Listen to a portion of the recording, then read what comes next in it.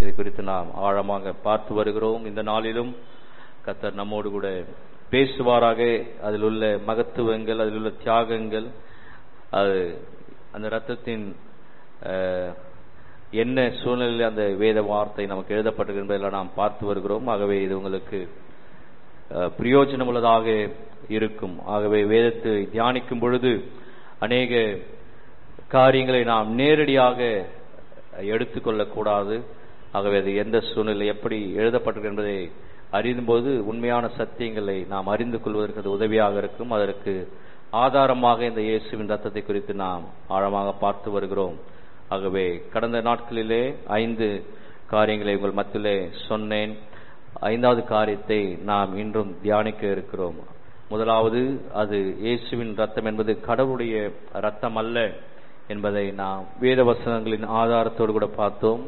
ஆகவே அநேகர் இயேசுவின் தியாகத்தை மிகுந்து குறைத்து மதிப்பிடுகிறார்கள். ஆகவே அவர் கடவுளாக அங்கே தொங்கியிருக்கலாம். ஆகவே அவருடைய ரத்தம் சிந்துவதிலே அது ஒன்றும் பெரிய காரியமல்ல என்பதை நாம் நினைக்கலாம். அப்படியல்ல, மனிதனாக அவர் அங்கே தொங்கி ஒரு பாவமில்லாத மனிதனாக அவருடைய ரத்தம் சிந்தப்பட்டது. ஆகவே ஒரு மனிதனுடைய ரத்தம் சிந்தப்பட்டது என்று கர்த்தருடைய வார்த்தை சொல்லு. கிறிஸ்துவின் ரத்தம் என்று வேதம் வருகிறதுனாலே அது கடவுளுடைய ரத்தம் அல்ல. இரண்டாவது, அது நித்தியமானது அல்ல. ஆகவே அந்த நேரத்திலே அது சிந்தப்பட்டது. ஆகவே இன்று இயேசுவின் ரத்தம் என்று நாம் சொல்லும் பொழுது அவர் கல்வாரி சிலுவிலே மரித்ததை தான் நாம் எடுத்துக்கொள்ள வேண்டுமே ஒழிய அது அந்த ரத்தத்திற்கு நாம் தனிப்பட்ட முறையிலே அதை ரத்தமாக எடுத்துக்கொள்ளக்கூடாது என்பதை நாம் பார்த்தோம். மூன்றாவது, அவர் பரலோகம் செல்லும் பொழுது அதை எடுத்துக்கொண்டு செல்லவில்லை. ஒரு பரலோகம் செல்லும் அந்த ரத்தத்தை எல்லாம் எடுத்துக்கொண்டு சென்று விட்டார் அப்படி என்று சொல்லுகிற ஒரு தவறான கருத்து இருக்கிறது. அது எடுத்துக்கொண்டு செல்லவில்லை. நான்காவது, பூமியிலே ஒரு மனிதன் ரட்சிக்கப்படும் பொழுது அது இங்கே தெளிக்கப்படுகிறது. அங்கே பரலோகத்தில் அவர் தெளிக்கிறார் என்று சொல்கிறார். அப்படி எல்லாம் அவர் தெளிப்பது இல்லை. நமக்காக பிதாவிடத்திலே பரிந்து பேசிக் கொண்டிருக்கிறார். ஐந்தாவது, அது அடையாளம் தான் ஒழிய அந்த ரத்தத்தை திரவமாக பார்க்கக்கூடாது. லிக்விட் என்று சொல்வார்கள் ஆங்கிலத்திலே. ஏனென்றால் ரத்தம் என்றால் அதை ரத்தமாக எடுத்துக் கொள்கிறார்கள். ரத்தம் என்றால் அது லிக்விட், திரவமாக எடுக்கிறார்கள். அப்படி எடுக்கக்கூடாது. அது கிறிஸ்துவின் சிலுவை பாடுகளின் அடையாளம் என்று நாம் கடந்த வாரத்திலே ஆரம்பித்தோம். ஆகவே இந்த நாளிலே அதற்கான வசனங்களை இன்னும் ஆழமாக நாம் பார்க்க இருக்கிறோம். ஆகவே சிலுவை உங்களை ரட்சித்தது என்றால் ஒரு இடத்துல பவுல் சொல்வார், இதோ கிறிஸ்துவோடு கூட நான் சிலுவையில் அறையப்பட்டேன், மரித்தேன், ஆனாலும் நான் பிழைத்திருக்கிறேன் என்றால் கிறிஸ்துவோடு கூட அவர் சிலுவையில் அறையப்படவில்லை. கிறிஸ்துக்கு அப்புறம் அவர் பவுல் வாழ்ந்திருக்கிறார். அதை ஒரு உருவகமாக பேசுகிறார், அடையாளமாக பேசுகிறார் ஒழிய கிறிஸ்துவோடு கூட சிலுவையில் அறையப்பட்டேன் என்றால் அதை நேரடியாக நாம் அர்த்தம் எடுத்துக்கொள்ள வேண்டாம். அப்போ பவுல் கூட கிறிஸ்துவோடு கூட அறையப்பட்டார் அப்படின்னு எடுத்துக்கொள்ளக்கூடாது. அதே போல வேதத்தில் அநேக வார்த்தைகள், நமக்கு அநேக காரியங்கள் நாம் நேரடியாக எடுத்துக்கொள்கிறதுனாலே இன்று அநேக குழப்பங்கள் ஏற்படுகிறது. ஆகவே சிலுவை உங்களை ரட்சித்தது என்றால் சிலுவை ரட்சிக்கவில்லை, கிறிஸ்துவின் வேலை அது சிலுவை மூலமாக கிறிஸ்து சிலுவையிலே தொங்கி நம்மை ரட்சித்தார். அதே போல அவருடைய தழும்புகளால் குணமானீர்கள் என்றால் அது கிறிஸ்துவின் மரணம், அந்த தழும்புகளிலிருந்து வடிகிற ரத்தம். ஆகவே அதுதான் நம்மை குணமாக்குகிறது. அப்படி அல்ல, அது கிறிஸ்துவின் மரணத்தை அங்கே குறிக்கிறது. தழும்புகளால் குணமானீர்கள் என்றால் தழும்பிலிருந்து வடிகிற ரத்தம் அல்ல, கிறிஸ்துவின் வேலை, அந்த மரணத்திலே அவர் செய்த வேலை, அது நம்மை குணமாக்குகிறது. ஆகவே அதை நாம் சரியாக புரிந்து கொள்ளணும். என்றால் அநேக இந்த சத்தியங்கள் ஒருவேளை நமக்கு நேரடியாக நமக்கு சில காரியங்களை கொண்டு வந்தாலும் மறைமுகமாக அநேக காரியங்கள் நமக்கு போதிக்கிறது. உதாரணத்திற்கு சொல்வோம் என்றால், சுகவீனமாக இருப்பார்கள், அங்கே போய் தண்ணி எடுத்து கையை விரல விட்டு இது கிறிஸ்துவின் ரத்தமாக நான் மாற்றுகிறேன் என்று சொல்லி ஜெபிப்ப சிலர், அப்படிப்பட்ட விசுவாசங்கள் உண்டு. அந்த ரத்தத்திற்கு ஏதோ ஒரு தனிப்பட்ட வல்லமை இருக்கிறது போல சிலர் செய்கிறார்கள். சில ஊழியக்காரர்கள் அதை ப்ரொமோட் பண்ணுகிறார்கள். நான் கூட சில வேலைகள் அப்படி செய்கிறேன் என்றால் அதை எதிர்பார்க்கிறார்கள். அதனால நான் செய்ய வேண்டிய ஒரு சூழ்நிலை இருக்கிறது. அதுக்குதான் இந்த சத்தியங்களாம் தெரிந்து கொள்ள வேண்டும். அதை சிலர் எதிர்பார்க்கிறார்கள். அப்படி இல்லை என்றால் அவர் வந்தா ஒரு சொம்பு தண்ணியை கொடுத்து அப்படியே அதுல கையை விரல விட்டு அவர் சுத்தி சுத்தி தெளிச்சிட்டு போவாரு. இவர் சும்மா ஏதோ ஒரு ஜபம் பண்ணிட்டு போறாரு. அவர்கிட்ட தான் வல்லமை இருக்கிறது, இவர்கிட்ட ஒண்ணுமே இல்லை என்று நினைக்கிற விசுவாசிகள் என்று அநேகம் உண்டு. அது என்னமோ அதை தண்ணியை ரத்தமா மாத்துறதுனால அப்படியெல்லாம் அல்ல, அது கிறிஸ்துவின் வேலை அது. ஆகவே ரத்தம் என்று தனியாக ஒன்றும் கிடையாது. அதுக்குதான் இவ்வளவு சத்தியம் சொல்லி கொண்டிருக்கிறேன். ஆகவே இன்றைக்கு நிறைய வசனங்களை நாம் பார்க்க போகிறோம். நிறைய வசனங்கள் உங்களுக்கு இன்னும் வெளிச்சத்தை கொண்டு வரும். எபிரேயர் 9ஆம் அதிகாரம், எபிரேயர் 9:13-14, எபிரேயர் 9:13-14. அது எப்படி எனில், நான் வாசிக்கிறேன். அது எப்படி காலை வெள்ளாட்டுக்கடா இவைகளின் ரத்தமும் தீட்டுப்பட்டவர்கள் மேல் தெளிக்கப்பட்ட கடாரின் சாம்பலும் சரீர சுத்தி உண்டாக்கும்படி பரிசுத்தப்படுத்துமானால், நித்திய ஆவியினாலே தம்மை தாமே பழுதற்ற பலியாக தேவனுக்கு ஒப்பு கொடுத்த கிறிஸ்துவனுடைய ரத்தம் ஜீவனுள்ள தேவனுக்கு ஊழியம் செய்வதற்கு உங்கள் மனசாட்சியை செத்த கிரியைகள சுத்திகரிப்பது எவ்வளவு நிச்சயம். ஆகவே கிறிஸ்துவின் ரத்தம், இயேசுவின் ரத்தம் உங்கள் இருதயங்களை சுத்திகரிக்கும் என்று கர்த்தருடைய வார்த்தை சொல்கிறது. ஆகவே இந்த ரத்தத்தை அப்படியே அர்த்தம் எடுத்தால் இது சாத்தியப்படாது. இந்த ரத்தத்தை அப்படியே எடுத்தோம் என்றால், அப்போ இயேசுவின் ரத்தத்தை எடுத்து உள்ளத்துல போட்டு கழுவி சுத்திகரிக்கணும் அப்படின்ற டைரக்ட் மீனிங், இன்னைக்கு நிறைய பேர் டைரக்ட் மீனிங் எடுத்துடுறாங்க. அதாவது நேரடியாக அதை அந்த வார்த்தை அப்படி எடுத்துக்கொள்வது. அப்படி எடுத்தோம் என்றால் இயேசுவின் ரத்தத்தை கையில் எடுத்து நம்முடைய உள்ளங்களை போட்டு சுத்திகரிப்பதெல்லாம் சாத்தியம் கிடையாது. அது என்ன என்றால் கிறிஸ்துவின் வேலை, கிறிஸ்துவின் வேலை சிலுவையிலே அவர் செய்த வேலை, அதுதான் நம்ம முழுமையாக பார்க்க வேண்டும். அப்போ எபிரேயர் எழுதினவர் ரத்தம் என்று சொல்லும் போது எங்கெல்லாம் எழுதுறாரோ அது கிறிஸ்துவின் மரணத்தை குறிக்கிறது. கிறிஸ்துவின் மரணத்தை குறிக்கிறது. ரத்தம் என்று எங்கெல்லாம் எழுதுறாரோ கிறிஸ்துவின் மரணத்தை குறிக்கிறது. இப்போ வெறும் ரத்தம் மாத்திரம் தான் நம்மை சுத்திகரிக்கும் என்றால் அவர் மரித்திருக்க வேண்டிய அவசியமே இல்லை. வெறும் ரத்தத்தை அவர் கசிய வைத்திருக்கலாம், அவர் சாக வேண்டிய அவசியமே இல்லை. ஏனென்றால் கிறிஸ்துவின் ரத்தத்திற்கு அவ்வளவு வல்லமை இருக்கிறது. வெறும் ரத்தம் மாத்திரம் நம்மை கழுவி சுத்திகரிக்கும் என்றால், இயேசு கிறிஸ்துவின் ரத்தம் சகல பாவங்களையும் நீக்கி நம்மை சுத்திகரிக்கும் என்றால் அவர் ஜீவனை கொடுத்திருக்க வேண்டிய அவசியமே இல்லை. நேர சிலுவையில போய் தொங்கியிருக்க வேண்டிய அவசியம் இல்லை. ஏனென்றால் முன்பாக அவருக்கு ரத்தம் வடிய ஆரம்பித்து விட்டது. அது வரைக்கும் போதும், அந்த ரத்தம் வரைக்கும் போதும். ஏன்னா அது ஒன்னே போதும்.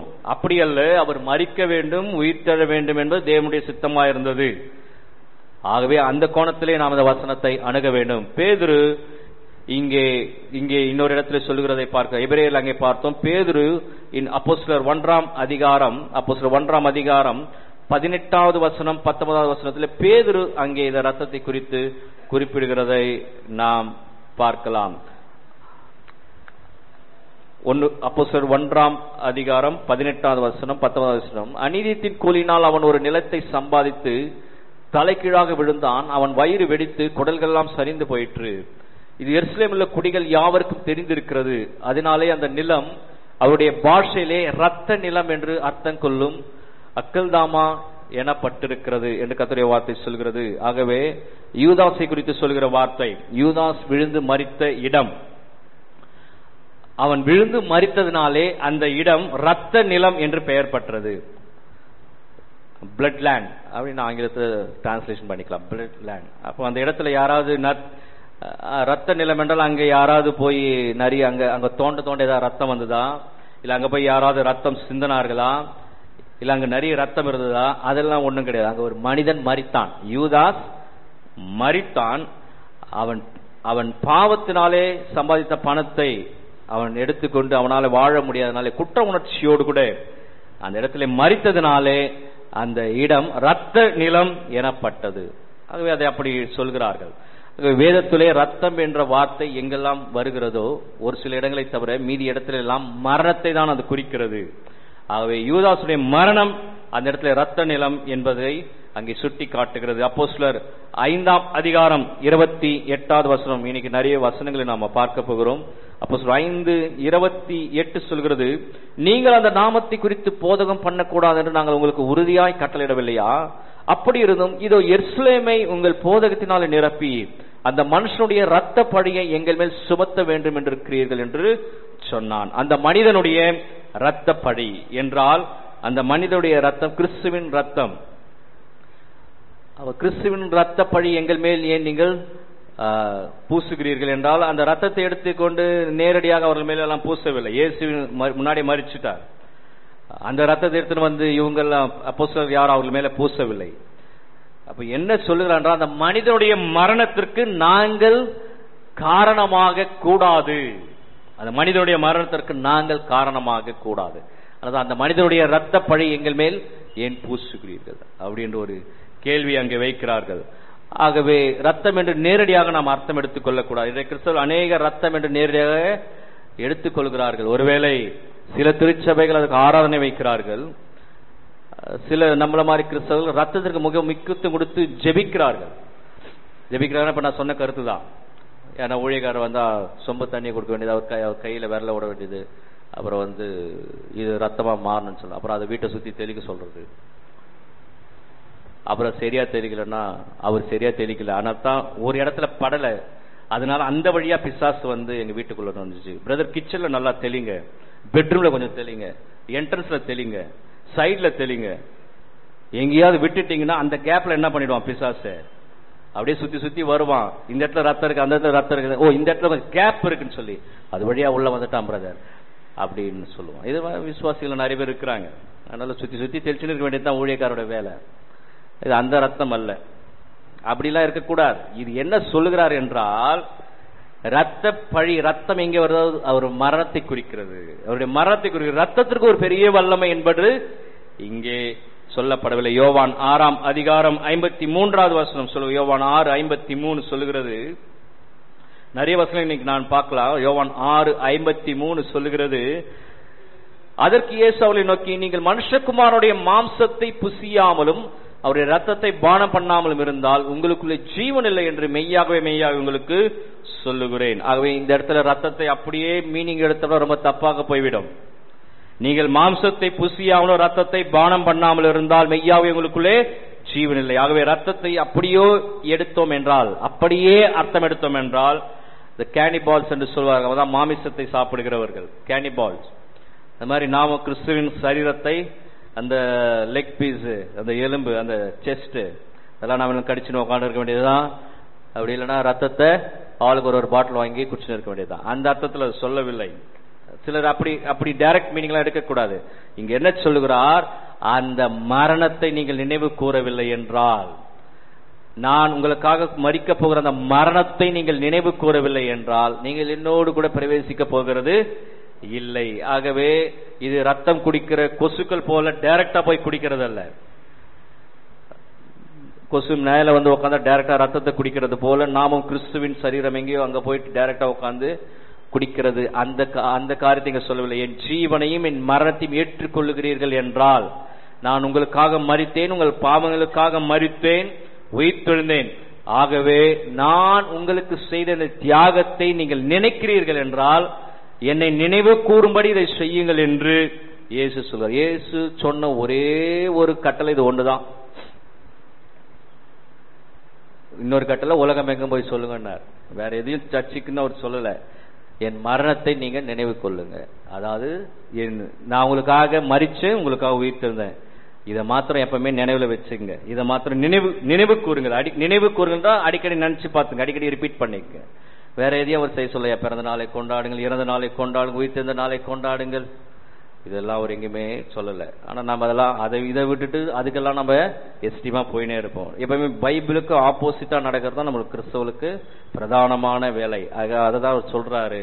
என்ன சொல்றாருன்னா, என் மரணத்தையும் என் ரத்தத்தையும் என் சரீரத்தையும் பானம் பண்ணுங்க என்று சொல்றார். யோவான் 10ஆம் அதிகாரம் 17வது வசனம் சொல்லுகிறது. யோவான் 10:17 சொல்லுகிறது. யோவான் 10:17 சொல்லுகிறது, நான் என் ஜீவனை மறுபடியும் அடைந்து கொள்ளும்படிக்கு அதை கொடுக்கிறபடியினால் பிதா என்னில் அன்பா இருக்கிறார். ஆகவே ஒரு இடத்துல மாம்சமும் ரத்தமும் என்று சொல்கிறார், இன்னொரு இடத்துல என் ஜீவனை கொடுக்கிறேன் என்று சொல்லுகிறார். ஆகவே இரண்டுமே அவர் மரணத்தை பற்றி தான் பேசுகிறார். இந்த இடத்துல என்ன சொல்லுகிறார், என் மாம்சம் ரத்தம் என்று சொன்னார். இந்த இடத்துல என் ஜீவனை கொடுக்கிறேன் என்று சொல்கிறார். இரண்டுமே அவர் மரணத்தை பற்றி தான் பேசுகிறார். ஆகவே ரத்தத்துல ஒன்றும் இல்லை. சில மக்கள் என்ன நினைக்கிறார்கள் என்றால், அவரை அடித்ததினாலே, அந்த ரத்தம் அவர்கள் மேல் படுகிறதுனாலே அவர்கள் பாவங்கள் கழுவப்படும் என்று நினைக்கிறார்கள். அப்படியானால் முதல்ல பாவங்கள் யாருக்கு கழுவப்பட்டிருக்க வேண்டும் என்றால், போர் சேவலுக்கு தான் கழுவப்பட்டிருக்க வேண்டும். ஏன்னா அவங்க தான் அடிச்சாங்க, அவங்க மேல தான் ரத்தம் தெளிக்கப்பட்டது.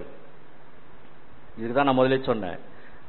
இன்னும் ஜனங்க என்ன நினைக்கிறாங்கன்னா, அந்த ரத்தம் அவங்க மேல பட்டதுனால அவங்க பாவங்கள் எல்லாம் கழுவப்படும் என்று நினைக்கிறார்கள். அப்படி என்றால் போர் சேவைகளுடைய பாவங்கள் தான் முதலாவது கழுவப்பட்டிருக்க வேண்டும்.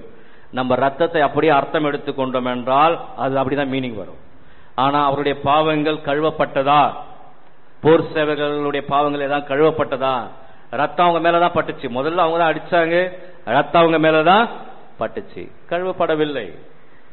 அதே போலதான் இன்றைய கிறிஸ்தவர்கள் வீட்டை சுற்றி ரத்தத்தை தெளிக்கிறேன் என்று சொல்லிக் கொண்டிருக்கிறார்கள். அது அர்த்தம் அல்ல.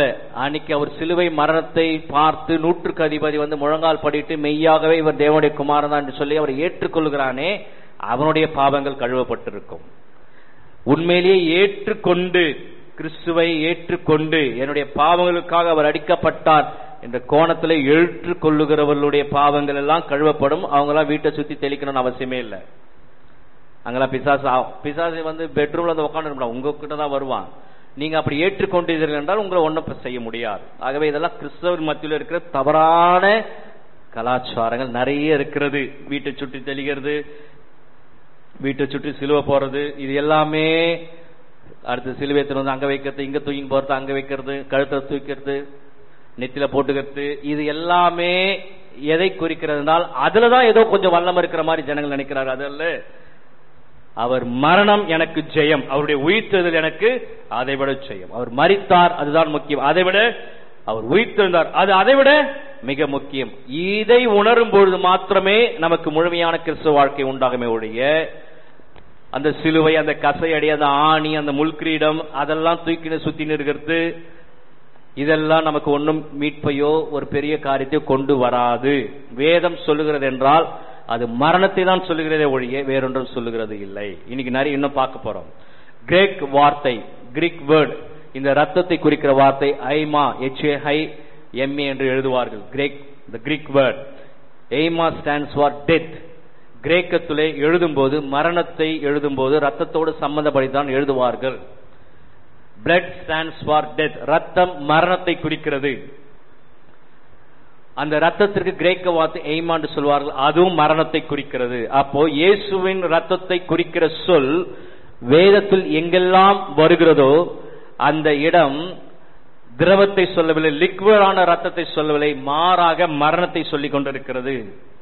இயேசுவின் மரணத்தை சொல்கிறது வேதத்திலே. இயேசுவின் ரத்தம் எங்கெல்லாம் வருகிறதோ அது ரத்தம் என்ற ஒரு திரவத்தை சொல்லுகிறது இல்லை, அது இயேசுவின் மரணத்தை வெளிப்படையாக நமக்கு சொல்லிக் கொண்டிருக்கிறது. ஏன் மரணத்தை நேரடியாக சொல்ல வேண்டியதுதானே என்று நீங்கள் கேள்வி கேட்கலாம். அந்நாட்களே அப்படித்தான் எழுதுவார்கள், அவர்களுடைய இலக்கணம் அதுதான். இன்னைக்கு தமிழ் எப்படி எழுதுறோமோ அது மாதிரி கிரேக்கத்துல அப்படிதான் எழுதுவார்கள், அவருடைய இலக்கணம் அது போல. ஆகவே ரத்தம் சிந்தி மரித்தார் என்றால் அது அவருடைய தியாகத்தை குறிக்கிறது, அது அவருடைய தியாகத்தை குறிக்கிறது, தியாகத்தை குறிக்கிறது. அவருடைய சாக்ரிஃபைஸ் லைஃப், நமக்காக அடிக்கப்பட்ட அந்த தியாகம், நமக்காக அடிக்கப்பட்ட அவருடைய அந்த தகுதி, நமக்காக அடிக்கப்பட்ட அவருடைய காரியங்கள் எல்லாவற்றையும் குறிக்கிறது தான் ரத்தம். ஆகவே ரத்தம் என்றால் வெறும் ரத்தத்தை மாத்திரம் குறிக்கவில்லை. இப்ப பழைய ஏற்பாட்டிலே எபிரேய வார்த்தையிலே ரத்தம் 360 முறை வருகிறது. ஹீப்ரு லாங்குவேஜ் பழைய ஏற்பாட்டில் மாத்திரம் சொல்லுங்க, புதிய ஏற்பாடு அல்ல. பழைய ஏற்பாட்டிலே ரத்தம் என்கிற எபிரேய வார்த்தை 360 முறை வருகிறது. இந்த 360 முறை எந்த சூழ்நிலை வருகிறது என்று நான் இப்போது எடுக்கலாம், அதுக்கு எப்படி ஒரு 2-3 நாள் ஆகும். அதனால சில வசனங்களை மாத்திரம் நான் உங்களுக்கு சொல்ல விரும்புகிறேன். 360 முறை. முதல்ல ஆதியாகமத்தில் வருவோம். ஆதியாகமம் 37ஆம் அதிகாரம் 26வது வசனம். ஆதியாகமம் 37:26.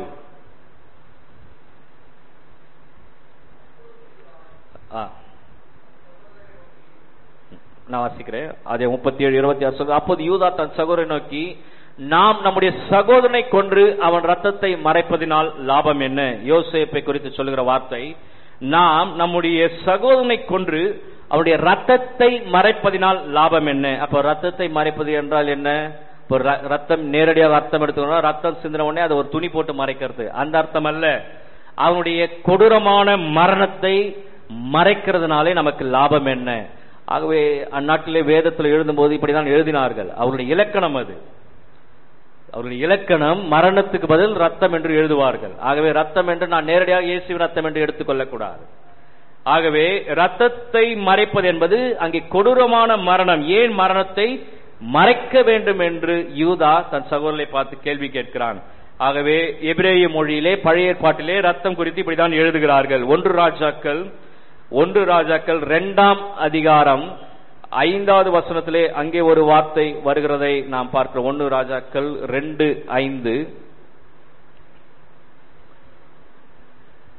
1 ராஜாக்கள் 2:5. செரியாவின் குமாரனாகிய யோவேப் இஸ்ரவேலின் 2 சேனாதிபதிகளாகிய நேரின் குமாரன் அப்னேருக்கும் ஏத்தேரின் குமாரன் அமாசாவுக்கும் செய்த காரியத்தினால் எனக்கு செய்த குற்றத்தை நீ அறிந்திருக்கிறாயே. அவன் அவர்களை கொன்று சமாதான காலத்தில் யுத்த காலத்து ரத்தத்தை சிந்தி யுத்த காலத்து ரத்தத்தை தன் அறையில் உள்ள கச்சையிலும் தன் கால்களில் இருந்த பாதரட்சையிலும் வடிய விட்டானே என்று இங்கே கர்த்தருடைய வார்த்தை வருகிறது. ஆகவே அது என்ன வடிய விட்டான் என்றால், ஏதாவது அவன் யுத்தத்தில் எதிராளிகளை ரத்தத்தில் சிந்தி ஏதாவது ரத்தம் அப்படியே வடிய விடுகிற வரை அவனை அப்படி பார்த்து கொண்டிருந்தானா? அப்படி அல்ல, அவன் யுத்தத்திலே எதிராளிகளை கொலை செய்தான். வடிய விட்டானே என்றால் ரத்தத்தை வடிய விட்டு வேடிக்கை பார்த்திருந்தான் அல்ல. சொல்றல இப்ப ஆக்சிடென்ட் ஆயிடுச்சுன்னா ரத்தம் அப்படியே போயினே இருந்தது பிரதர், அந்த அர்த்தத்தில் அது எழுதப்படவில்லை. அந்த எதிராளிகளை அவன் கொலை செய்தான். ஆகவே இப்படிதான் வேதத்திலே வருகிறது, எதிராளிகளை யுத்தத்திலே கொலை செய்தான். அப்ப இந்த ரத்தம் பற்றி சொல்லப்படுகிற வார்த்தைகள் அநேக இடங்களில் நீங்கள் இதை பார்க்கலாம். 360 முறை பழைய ஏற்பாட்டிலே வருகிறது. அதுல 203 முறை அது கொடூர மரணத்தை குறிக்கிறது. 203 times எங்கெல்லாம் ரத்தம் வருகிறதோ அங்கெல்லாம் மக்கள் கொடூரமாக கொலை செய்யப்பட்டார்கள். அந்த கொடூர மரணத்தை எப்படி எழுதுகிறார்கள் என்றால், ரத்தம் சிந்தி மரித்தார்கள், ரத்தம் வடிந்து மரித்தார், ரத்தம் வடிய விட்டார்கள், ரத்த பழி என்று 203 முறை கொடூர மரணத்தை குறிக்கிறது. 103 முறை தியாகமான மரணத்தை குறிக்கிறது. சாக்ரிஃபைஸ் டெத் என்று சொல்வார்கள். 103 முறை தியாகமான மரணத்தை பழைய ஏற்பாட்டில் சொல்கிறது. அப்ப மீதி 56 முறை நினைக்கிறேன். மொத்தம் 360 இது போச்சுல, மீதி 56 முறை ரத்தம் ரத்தம் என்று சொல்லுகிறார்கள். அதுதான் நேரடியாக வருகிற முறை. அதாவது பலிகள் சிந்தப்படும் போது வெள்ளாட்டுக்கடா, இளங்காலை ரத்தம் பலியிட்டார்கள் என்றால் அந்த இடத்துல ரத்தம் ரத்தமாக எடுத்துக்கொள்ள வேண்டும், அந்த இடத்துல ரத்தத்தை ரத்தமாக எடுத்துக்கொள்ள வேண்டும். ஆகவே ரத்தம் என்று வரும்பொழுது ஒன்று கொடூரமான மரணத்தை ரத்தம் என்று சொல்வார்கள், தியாகமான மரணத்தை ரத்தம் என்று சொல்கிறார்கள். சில வேளைகளில் மாத்திரமே அது ரத்தம் என்ற முறையிலே நேரடியான அர்த்தத்திலே வருகிறது. இது பழைய ஏற்பாட்டிலே இருக்கிற முறை. புதிய ஏற்பாட்டிலே இந்த ஹைமா என்ற வார்த்தை, கிரேக்க வார்த்தை 98 முறை வருகிறது. புதிய ஏற்பாட்டிலே 98 முறை வருகிறது. அப்போஸ்தலர் 22ஆம் அதிகாரம் 19வது வசனம் 20வது வசனம். அப்போஸ்தலர் 22 19 20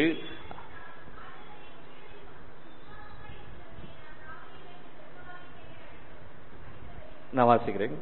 அதற்கு நான், ஆண்டவரே, உம்மிடத்தில் விசுவாசமாய் இருக்கிறவர்களை நான் காவலிலே வைத்து ஜெபாலயங்களை அடித்ததையும் உம்முடைய சாட்சியாகிய ஸ்தேவானுடைய ரத்தம் சிந்தப்படுகிற போது நானும் அருகே நின்று அவனை கொலை செய்வதற்கு சம்மதித்து அவனை கொலை செய்தவர்களின் வஸ்திரங்களை காத்து கொண்டிருக்கிறதையும் இவர்கள் அறிந்திருக்கிறார்களே என்றான். அப்போஸ்தலன் பவுல் இங்கே சொல்லும் பொழுது ஸ்தேவானுடைய ரத்தத்தை இங்கே எழுதுகிறார். ரத்தம் சிந்தப்படும் பொழுது நானும் அங்கே இருந்தேன் என்று எழுதுகிறார். இப்ப ஸ்தேவான் எப்படி கொல்லப்பட்டார்? ஸ்தேவான் ரத்தம் கசிந்து சாகவில்லை, ரத்தம் வடிந்து சாகவில்லை, கல்லால் அடித்து கொல்லப்பட்டார் ஸ்தேவான். இது அனைவருக்கும் தெரிந்த உண்மை. கல்லால் அடித்து கொல்லப்படும் பொழுது அவர்கள் எப்படி சாவார்கள் என்று உங்களுக்கு தெரியும். கல்லால் அடித்து கொல்லப்படும் போது இயேசுவை போல ரத்தம் கசிந்து சாக மாட்டார்கள். கல்லால் அடித்து கொல்லப்படும் போது ஒரு கல் தலை மேல வந்து விழுந்தா அவ்வளவுதான், ஆள் போயிடுவாங்க. இல்ல நெஞ்சு மேல விழுந்துன்னா போயிடுவாங்க.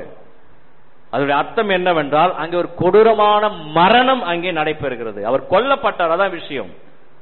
ஒரு கல்லை தூக்கி தலை மேல போடும்போதோ இல்ல முகத்து மேல அடிக்கும் போதோ இல்ல நெஞ்சு மேல அடிக்கும் பொழுதோ தொடர்ந்து கல்லாலே அடிச்சீங்கன்னா அவர்கள் கொல்லப்படுகிறார்கள். கொடூரமான மரணம் அங்கே நடைபெறுகிறது. அதை தான் நீங்க சொல்கிறார் ரத்தம் சிந்தப்படுகிற போது. அப்படின்னா என்ன? கொடூரமான மரணத்தை ரத்தம் சிந்தப்படுகிறது என்று எழுதுகிறார்கள்.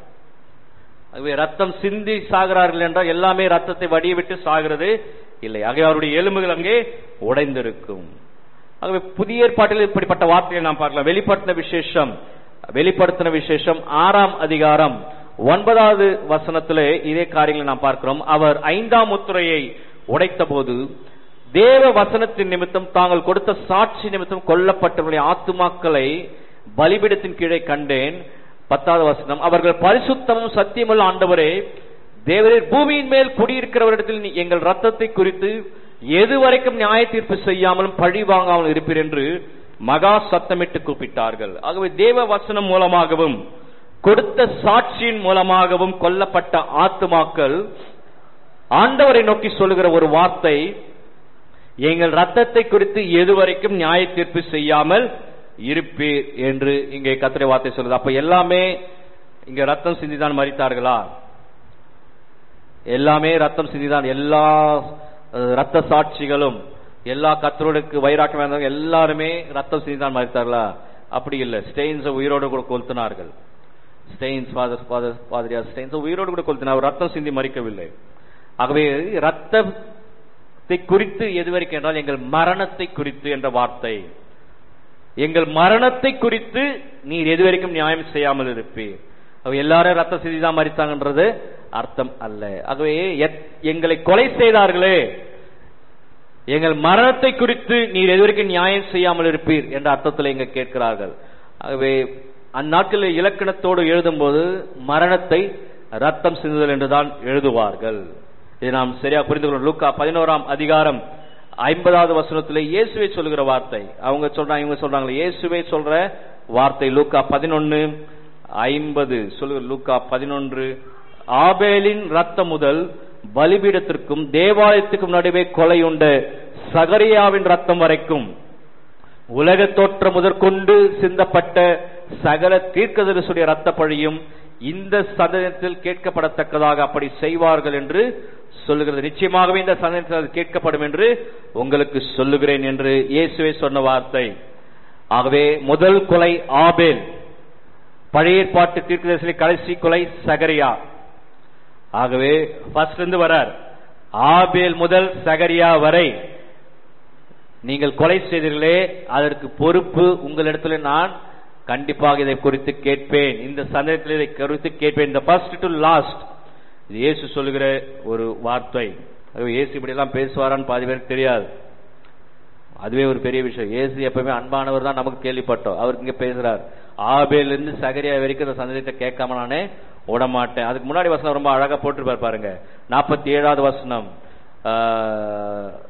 47, உங்களுக்கு ஐயோ, உங்கள் பிதாக்கள் கொலை செய்த தீர்க்கதரிசிகளுக்கு கல்லறைகளை கட்டுகிறீர்கள், ஆகையால் உங்கள் பிதாக்களுடைய கிரியைகளுக்கு நீங்களும் உடன்பட்டவர் என்று சாட்சிடுகிறீர்கள். எப்படி என்றால் உங்கள் பிதாக்கள் அவர்களை கொலை செய்தார்கள், நீங்களும் அவர்களுக்கு கல்லறை கட்டுகிறீர்கள். உங்க அப்பா அம்மா எல்லாம் தீர்க்கதரிசிகளை கொலை பண்ணாங்க, பிள்ளைங்க நீங்க அவங்களுக்கு கல்லறை கட்டுகிறீங்க, உங்களுக்கு ஐயோ. ஆபேல் முதல் கடைசி தீர்க்கதரிசி வரை நீங்கள் கொலை செய்திருக்கிறீர்கள், இந்த சந்தேகத்தில் நிச்சயமா இதை நான் கேட்பேன் என்று இயேசுவே சொல்கிற ஒரு வார்த்தை. அப்போ ஆபேலின் ரத்தம் முதல் சகரியாவின் ரத்தம் வரை என்றால் ஆபேல் முதல் சகரியா வரை கொலை செய்யப்பட்டார்கள் தீர்க்கதரிசிகள். ஆகவே இங்க எல்லா தீர்க்கதரிசிகளும் ரத்தம் சிந்திதான் மரித்தார்களா என்றால் இல்லை, எல்லோரும் வெவ்வேறு விதமாக கொலை செய்யப்பட்டார்கள். எல்லா தீர்க்கதரிசிகளும் ரத்தம் சிந்திதான் மரிக்கவில்லை, எல்லோரும் வெவ்வேறு விதமாக கொலை செய்யப்பட்டார்கள். அப்ப ஆபேலின் ரத்தம் கடவுளை நோக்கி கூப்பிட்டது என்றால், ரத்தம் லிக்விடான ரத்தம் கடவுளை நோக்கி கூப்பிடுகிறதற்கு அதற்கு அந்த அளவுக்கு எல்லாம் வல்லமை கிடையாது. ஆபேலின் ரத்தம் கடவுளை நோக்கி கூப்பிட்டது என்றால் ஆபேலுடைய மரணம் கடவுளுடைய பார்வையிலே அருவருப்பாய் இருந்தது. ஆபேலுடைய மரணம் கடவுளுடைய பார்வையிலே அருவருப்பாய் இருந்தது. அது கடவுளை நோக்கி, அது கடவுள் அங்கிருந்து பார்க்கிறாரு, இந்த மாதிரி சகோதரனை கொலை செய்திருக்கிறானே. ஆபேலின் ரத்தம் நோக்கி கூப்பிட்டது என்றால் ஆபேலின் மரணம் கடவுளை நோக்கி கூப்பிடுகிறது. அப்ப இயேசுவின் ரத்தம் சகல பாவங்களை சுத்திகரிக்கும் என்றால் இயேசுவின் மரணம் சகல பாவங்களை நீக்கி சுத்திகரிக்கும். அதுதான் அர்த்தம். அப்படிதான் அது கரெக்டா வரும். இயேசுவின் ரத்தம்னா தனியா ரத்தத்தை எடுத்து அது செவுத்துல பூசத்து, உடம்புல பூசத்து, இப்படி பூசத்து, அப்படி அதெல்லாம் இல்ல. அவருடைய மரணம், அந்த அளவுக்கு நான் அவரை விசுவாசிக்கிறேன், அதுதான் என்னுடைய பாவங்களை சுத்திகரிக்க அவர் செய்த தியாகங்கள். இதுதான் முக்கியமான ஒரு சத்தியம். இதை இன்னொரு இடத்துல நாம ஒரு ஆழமான சத்தியத்திற்கு உங்களை அழைத்து செல்ல விரும்புகிற ஒரு 5 நிமிடங்கள். இதே போலதான் ஞானஸ்தானமும். டக்குனு இங்க வரீங்க அப்படின்னு நினைக்கலாம். இதேதான் ஞானஸ்தானமும். வெறும் தண்ணீரை போயிட்டு முக்கி எடுக்கிறதுனால அது ஒன்னும் பெரிய இதுக்கு ஒன்றும் கிடையாது. நிறைய பேர் நினைக்கிறாங்கன்னா அப்படியே டைரக்ட் மீனிங், எப்படி ஒரு சொம்புல தண்ணியை வச்சு அதுல எப்படி ரத்தம் தெளிச்சு அதை தெளிச்சா எல்லாம் சரியாயிடுமோ, அதே போல ஒரு தண்ணி இங்க வச்சுட்டு அதுல முக்கி எடுத்து அவன் ஞானஸ்தானம் எடுத்துட்டான்னு நினைக்கிறாங்க. அது அர்த்தம் அல்ல. அது அர்த்தமல்ல. இன்னைக்கு நிறைய கிறிஸ்தவர்கள் தவறாக செய்கிற ஒரு காரியம், தவறாக செய்து கொண்டிருக்கிற காரியம், ஞானஸ்தானம் என்பது உள்ளத்திலே நடக்கிற மாறுதல், வெளிப்புறத்தின் அடையாளம் தான் ஞானஸ்தானம். உள்ளத்திலே நடக்கிற மாறுதல் அது வெளிப்புறத்தின் அடையாளம் தான் ஞானஸ்தானம் ஒழிய. ஆகவே இந்த இடத்துல ரத்தத்தை நான் டைரக்ட் மீனிங் எடுத்த மாதிரி அங்க தண்ணியை நான் டைரக்ட் மீனிங் எடுத்துக்கின்னு தண்ணீர்ல நான் முக்கிய எழுதிட்டேன் பிரதர், நான் கர்த்தருடைய சமூகத்தில் நான் வந்துட்டேன் என்று சொல்வது அபத்தமான காரியம். இது அநேக கிறிஸ்தவர்களை நீங்கள் இப்படி பார்க்கலாம். அவர்கள் உள்ளங்களிலே ஒரு மாறுதலும் கிடையாது. ஞானஸ்தானம் கொடுத்துட்டு அப்புறம் நம்ம கேட்க வேண்டியதுதான், எங்கப்பா பிரதர் ஞானஸ்தானம் எடுத்தாச்சு, சர்ச்சுக்கு வரலையே, நீ கேட்க வேண்டிய அவசியம். உண்மையிலே உள்ளத்துல அவனுக்கு மாறுதல் ஏற்பட்டு அவன் ஞானஸ்தானம் எடுத்திருந்தா அவன் தானா வருவான் சர்ச்சுக்கு. அவன் எடுத்தது ஏதோ தண்ணியில போய் மூழ்கி எடுத்துட்டா அவனுக்கு சரியாயிடும், தண்ணியில போய் உட்காந்து எடுத்துட்டா சரியாயிடும் அப்படின்னு அவன் நினைக்கிறான். ஏன்னா இந்த வசனங்கள்லாம் நேரடியா அர்த்தம் எடுத்துக்கிறதுனால இந்த பிரச்சனைகள் வருகிறது. இந்த ரத்தத்தை எப்படி நேரடியா எடுத்து அர்த்தம் எடுத்துக்கிட்டு சொம்புல கையை விட்டு நான் தெளிச்சு விட்டேன் பிரதர், நான் போய் விட்டேன் பிரதர், பிசாசு ஓடிச்சு பிரதர், அந்த இடத்துல சரியா தண்ணி விழல, ஆனால் அந்த இடத்துல உள்ள பூந்தி இப்படி வந்துட்டான் பிரதர், லெப்ட் ரைட் எடுத்து ரைட்ல டர்ன் பண்ணி பெட்டு மேல வந்து அமுக்கிட்டான் பிரதர். இதெல்லாம் அபத்தமான காரியம், ஆழமான காரியங்கள். இதை விளங்கிக் கொள்ளுங்கள். எதையுமே நேரடியாக அர்த்தம் எடுத்துக் கொள்ளாதீர்கள். அது எந்த சூழ்நிலையில் சொல்லப்பட்டிருக்கிறது. நீங்கள் போய் சகல ஜனங்களுக்கும் இந்த சுவிசேஷத்தை சொல்லி சீஷராக்கி, முக்கியமான வார்த்தை, அவன் சத்தியத்தை எல்லாம் எனக்கு சொல்லுங்க. அவன் என்ன பண்ணுவான், நான் இயேசுவை பின்பற்றன்னு சொல்லுவான். ஒருவன் என்னை பின்பற்ற விரும்பினால் தன்னைத்தான் வெறுத்து தன் சிலுவை எடுத்து என்னை பின்பற்ற கடவன், என் கற்பனைகளை கை கொள்கிறவன் எனக்கு சீஷனாய் இருப்பான். இதெல்லாம் ஆண்டவர் இயேசு சொன்ன வார்த்தை. அப்ப சீஷராக்கி பிதா குமாரன் பரிசுத்தாவின் நாமத்தினாலே ஞானஸ்தானம் கொடுக்கிறது பைபிள்ல ரொம்ப தெளிவா இருக்கிறது. என் பைபிள் அப்படிதான் இருக்கிறது, உங்க பைபிள்ல வேற ஏதாவது நீங்க பாத்துங்க. நம்ம என்ன பண்றோம், ஞானஸ்தானம் கொடுத்துட்டு அவனை சீஷராக்க முயற்சி பண்றோம். அவன் வரவே மாட்டான். வீடுடா நான் போய் உட்கார வேண்டியதான், என்ன பிரதர் ஞானஸ்தானம் எடுத்தீங்களா, ஆள வரலையே, அடுத்த வாரம் வந்துடுறோம், இன்னும் எனக்காக வர மாதிரி, எனக்கு அவருக்கும் பங்காளி சண்டை மாதிரி அவன் பேசினுக்கிறான். அடா போடா, அடுத்த வாரம் வந்துடுறோம் பிரதர், நான் பாக்குறேன் பிரதர், உனக்கு ஞானஸ்தானம் கொடுத்தது தப்பு, அது எனக்கு தெரியும், வேற வழி இல்ல, வேற வழி இல்ல. இன்னைக்கு உலகம் இப்படிதான். பைபிள் ஒன்னு சொல்லுது, நாம ஒண்ணு பண்ணின்னு இருக்கிறோம். தவறான சிந்தனை வாசிங்கள். மத்தேயு கடைசி வசனம் வாசிங்க. ஒருவேளை என் முகத்தை பார்த்தா அப்படிலாம் வசனம் இல்ல பிரதர், நீங்க ஏதோ புதுசா சொல்றீங்க மாதிரி பாக்குறீங்க. நீங்க கடைசியா எடுங்க, அதுல என்ன வசனம் போட்டிருக்கு பாருங்க. ஆகையால் 19 மத்தேயு 28:19, ஆகையால் நீங்கள் புறப்பட்டு போய் சகல ஜாதிகளையும் என்ன பண்ணுங்க, முதல்ல என்ன பண்ணுங்கம்மா, முதல்ல சீஷர் ஆக்கிட்டு அப்புறம் என்ன பண்ணுங்க, கமா போட்டுக்குதாங்க, கமா போட்டுக்குதா. அப்புறம் என்ன பண்ணோம், ஃபர்ஸ்ட் ஸ்டெப் இதை பண்ணிட்டு அவன் உள்ளுக்குள்ள மாறுதல் வரும், அவன் இயேசுவை ஏற்றுக்கொள்ளுன்னு சொல்லுவான். அதுக்கப்புறம் பிதா குமாரன் பரிசுத்த நாமத்தினாலே அவர்களுக்கு ஞானஸ்தானம் கொடுங்க. இதுதான் இயேசு சொன்ன கட்டளை. நாம பிதா குமாரன் பரிசுத்த நாமஸ்தானம் கொடுத்துட்டு அதுக்கப்புறம் அவனை சீஷராக்க முயற்சி செய்கிறோம். சிலர் ஜெயிக்கிறார்கள், சிலர் தொற்று போகிறார்கள். ஏனென்றால் உள்ளத்திலே மாறுதல் இல்லை. இந்த ரத்தத்தை எப்படி நேரடியாக அர்த்தம் எடுத்துக் கொள்கிறோமோ அதே போல தண்ணீரையும் நேரடியாக அர்த்தம் எடுத்துக் கொண்டிருக்கிறார்கள் இன்றைய கிறிஸ்தவர்கள். தண்ணீர்ல முக்கி எடுத்துட்டா சரியா போயிடும். இதுக்கு நீங்க கிறிஸ்தவ ஹாஸ்பிட்டல் எல்லாம் போயிட்டு பிறக்கிற குழந்தைகளை எல்லாம் தண்ணியில முக்கி எடுத்துடலாம். ஏன்னா இன்னைக்கு RSSல பெரிய ஆட்களா இருக்கிறவெல்லாம் கிறிஸ்தவ கோயில்லையும் கிறிஸ்தவ ஹாஸ்பிட்டல்லையும் கிறிஸ்தவ ஸ்கூல்லையும் படிச்சவங்க தான். நீங்க அப்பவே ஞானஸ்தானம் கொடுத்துட்டீங்கன்னா பரிசுத்தவான் உங்களுக்குள்ள உள்ள போயிட்டு இருப்பார், நீங்க சொல்ற லாஜிக் பிரகாரம். நீங்க அப்படிதானே சொல்றீங்க, ஞானஸ்தானம் கொடுத்த உடனே பரிசுத்தவான் உள்ள வந்துருவாருன்னு. பேசாம நீங்க என்ன பண்ணலாம், கிறிஸ்தவ மருத்துவமனைகளை சென்று பிறக்கிற குழந்தைலாம் தண்ணியில முக்கி எடுத்துட்டு அமிச்சிட்டு போயினே இருக்கலாம். ஏனென்றால் அத்வானி கிறிஸ்தவ ஸ்கூல்ல படிச்சவர் தான், ஸ்மிருதி இரானி கல்வி அமைச்சர் கிறிஸ்தவ ஸ்கூல்ல படிச்சவங்க தான். அந்த பசங்க தெரியாது, சின்ன வயசுல என்ன பண்ணலாம், ஸ்கூல்ல ஒரு தொட்டி கமிச்சு அப்படி முக்கி எடுத்துடலாம். என்ன சத்தியம் சொல்றோம் என்ன பண்றோம் தெரியல. ஏனென்றால் நேரடியான அர்த்தம் இதெல்லாம்.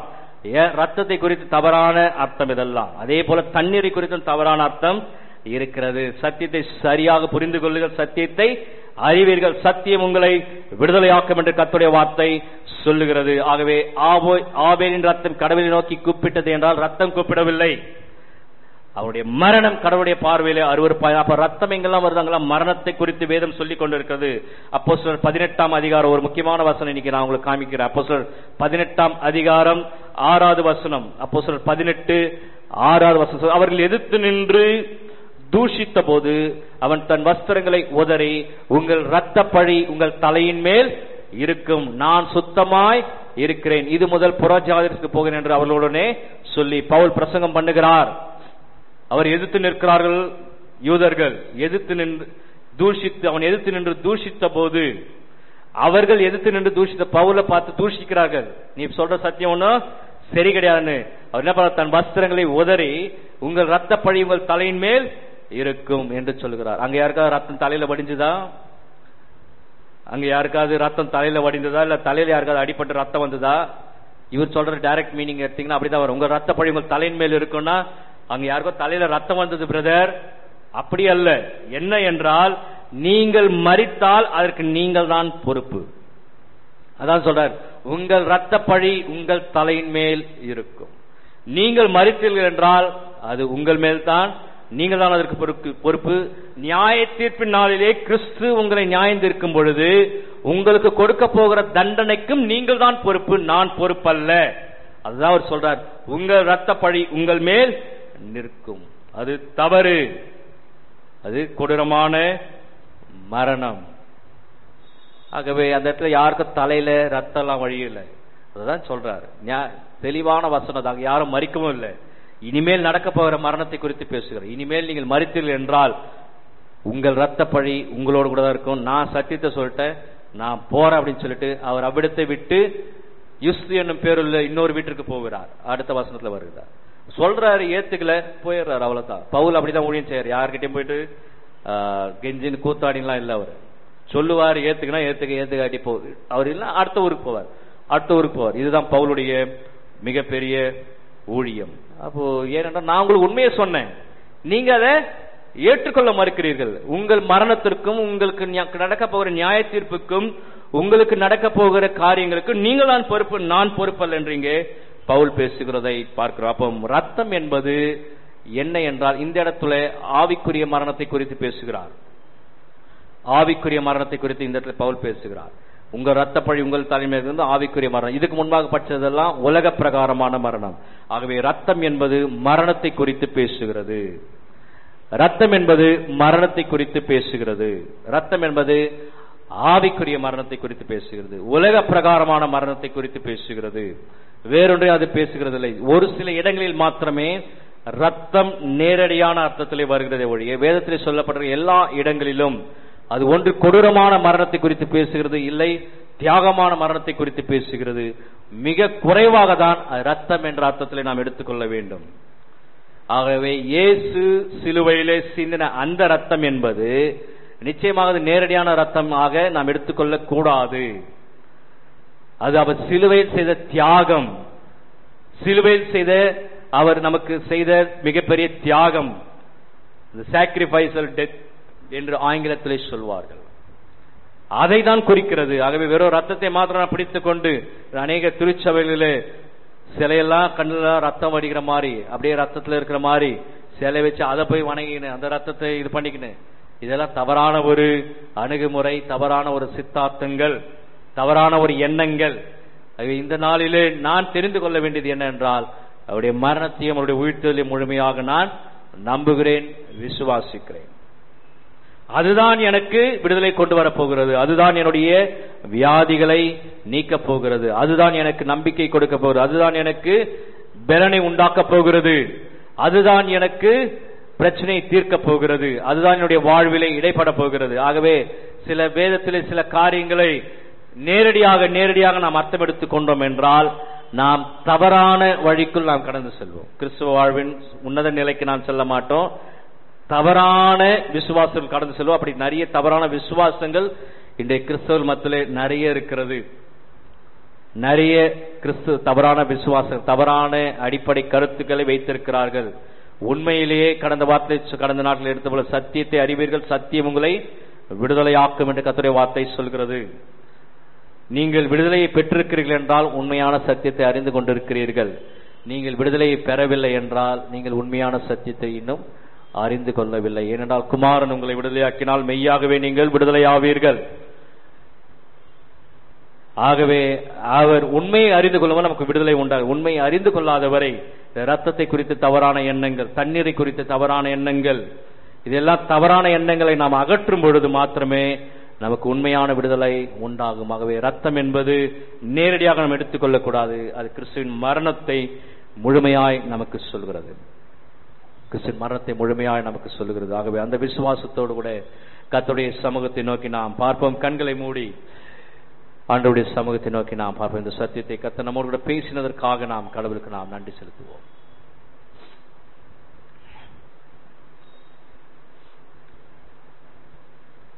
எங்கள் அன்பின் பரலோக தகப்பனே, உம்மை நன்றியோடு துதிக்கிறோம், ஸ்தோத்திரிக்கிறோம். ஆண்டவரே, இந்த மாலைவேளை நன்றி செலுத்துகிறோம்.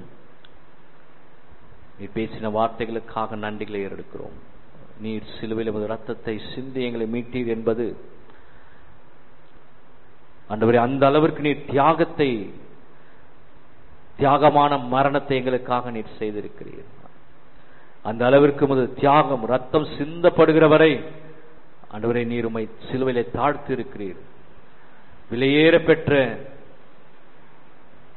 உமது ரத்தத்தை என்றால் ஆண்டவர் விலையேற பெற்ற செயல்களை நீர் செய்திருக்கிறீர். உலகம் தோன்றுவதற்கு முன்பாக முன்குறிக்கப்பட்ட ஆட்டுக்குட்டியாக நீர் இந்த பூலோகத்திலே வந்து மனிதருடைய ரட்சிப்பிற்காக இவ்வளவாக பிரயாசப்படுகிறீர். அதற்காக உண்மையை நீர் தாழ்த்தினீர். ஆண்டவரே, நீர் படைத்த மனிதர்கள் மூலமாக நீர் மரணத்தை தழுவினீர் என்பதை நாங்கள் பார்க்கும் பொழுது நீர் எங்கள் மேல் வைத்த அன்பை நாங்கள் எண்ணிக்கொள்கிறோம், விளங்கிக் கொள்கிறோம். ஆண்டவரே, ஒரு மனுவாக, ஒரு மனிதனாக நீர் பிறந்து ஒரு பரிசுத்தமான ஒரு வாழ்க்கையை வாழ்ந்து ஒரு பரிசுத்த மனிதனுடைய ரத்தம் சிந்தப்பட வேண்டும் என்று கடவுளுடைய கட்டளை நீர் நிறைவேற்றினதற்காக நன்றி செலுத்துகிறோம். அந்த அளவிற்கு நீர் சிலுவையிலே உண்மையை நீர் தாழ்த்தினீர். நாங்கள் எண்ணி பார்க்கிற பொழுது ஆண்டவரே எங்கள் உள்ளங்கள் எல்லாம் மகிழ்கிறது. ஆண்டவரே, நீர் செய்த தியாகத்திற்கு இணையாக நாங்கள் ஒன்றும் செய்ய முடியாது. நாங்கள் செய்ய வேண்டியதெல்லாம் ஆண்டவரே உமது கட்டளைகளை கைக்கொள்கிற பிள்ளைகளாக, இந்த நற்செய்தியை மற்றவர்களுக்கு அறிவிக்கிற பிள்ளைகளாக கர்த்தர் நீர் எங்களை மாற்ற வேண்டுமாய் ஜெபிக்கிறோம். நீர் சிலுவையில் மரித்தது ஒருவரும் கெட்டு போகக்கூடாது என்பதற்காக இந்த சத்தியங்களை நாங்கள் அறியாத பிள்ளைகளுக்கு சொல்ல கர்த்தர் எங்களுக்கு உதவி செய்வீராக. அநேக தங்கள் பாவ நிவர்த்திக்காக அநேக காரியங்களை செய்து கொண்டிருக்கிறார்கள். அநேக காரியங்களை செய்து கொண்டிருக்கிறார் பாவ நிவர்த்திக்காக. ஆண்டவரே, நீர் அதை நிவர்த்தி ஏற்கனவே செய்திருக்கிறீர். செய்து ஆண்டவரை எளிமையாக ரட்சிப்பை எங்களுக்கு அருளி செய்திருக்கிறீர். அதை ஆண்டவரே நாங்கள் ஞானத்தோடும் உமது கிருபையோடும் ஆண்டவரே உமது பிரசன்னத்தோடும் மற்றவர்களுக்கு கொண்டு செல்ல கர்த்தர் எங்களுக்கு உதவி செய்வீராக. இந்த சிலுவை குறித்து தியானிக்கிற இந்த வேளையில் ஆண்டவரே எங்கள் மூலமாக ஆத்துமாக்களை கொண்டு வர நாங்கள் பிரயாசப்பட கர்த்தர் உதவி செய்வீராக. ஒவ்வொரு வருடமும் ஆண்டவரே சிலுவை குறித்து தியானித்து கடந்து செல்ல நீர் எங்களை அழைக்கவில்லை. ஒவ்வொரு வருடம் வருகிற சிலுவை பாடுகளை நாங்கள் தியானித்து ஆண்டவரே பழைய வாழ்வு செல்வதற்கு நீர் எங்களை அழைக்கவில்லை. நாங்கள் தியானிக்க இதை மற்றவர்களுக்கும் பறைசாற்ற கர்த்தர் எங்களுக்கு நீர் உதவி செய்வீராக. அதை தான் நீர் சொல்லியிருக்கிறீர், நீங்கள் உலகம் எங்கு போய் சகல ஜாதிகளையும் சீஷராக்கி ஆண்டவர் என்று நீர் எங்களுக்கு கொடுத்த கட்டளை நாங்கள் நினைவு கொண்டு பார்க்கிறோம். இதை நாங்கள் செய்ய எங்களுக்கு உதவி செய்வீராக. கர்த்தர் ஒவ்வொருவரையும் தகுதிப்படுத்துவீராக. இயேசுவின் நாமத்தாலே ஜெபிக்கிறேன் எங்கள் ஜீவனுள்ள பரம தகப்பனே. ஆமென், ஆமென்.